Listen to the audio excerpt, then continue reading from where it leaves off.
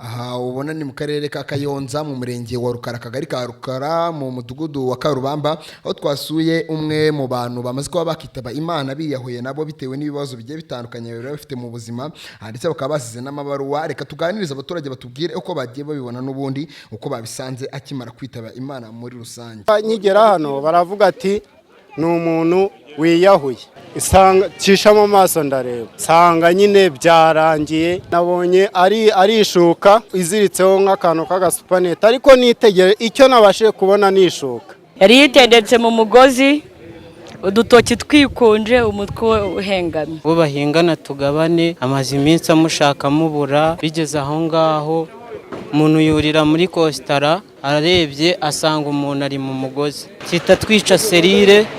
Turebera munuze mu idirishya dusanga koko afite umugozi mu ijosi. Yize muri UR Butare, abona akazi ku rwego rw'igihugu, yari afite lisansi. Umureba yari umuntu uzi ubwenge, size yanditse impapuro mu bigaragara yagayaga umuryango, ubwo yanditse mu Cyongereza n'ubwo yanditse mu Kinyarwanda, ngo icyo mwashatse mukigezeho.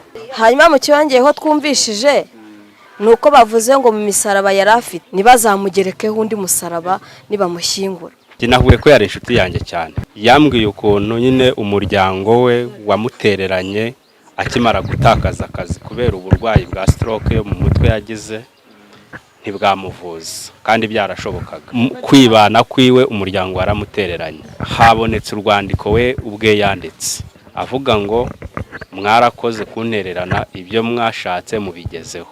Hanyuma yandikamo ngo kumva yanjye ntimuzashyireho umusaraba kuko iyo mpfanye ni myinshi. Birumvikana ko yari afite agahinda, kuko nawe urumva umuntu wigeze akazi gakomeye, afite umuntu umwe wo kumwitaho, afite imodoka agendamo, ari umuntu uzwi ku rwego rw'igihugu, nyuma akisanga ari ahangaha none hari na wenyine. Tubabaje cyane, ahubwo biratubabaje cyane, dufite agahinda. Kubura umuntu ni imbaraga igihugu kiba gitakaje, ntabwo ari ibintu rero wakishimira.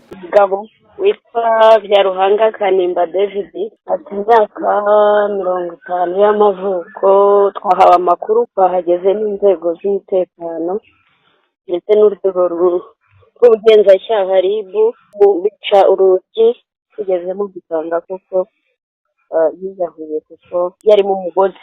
Angiye ntabwo izo mpapuro nazibonye, ariko urwego rw'ubugenzacyaha kuko rwatangiye iperereza n'izo mpapuro zihari byose bazabikoresha nk'ibijyanye n'ibimenyetso.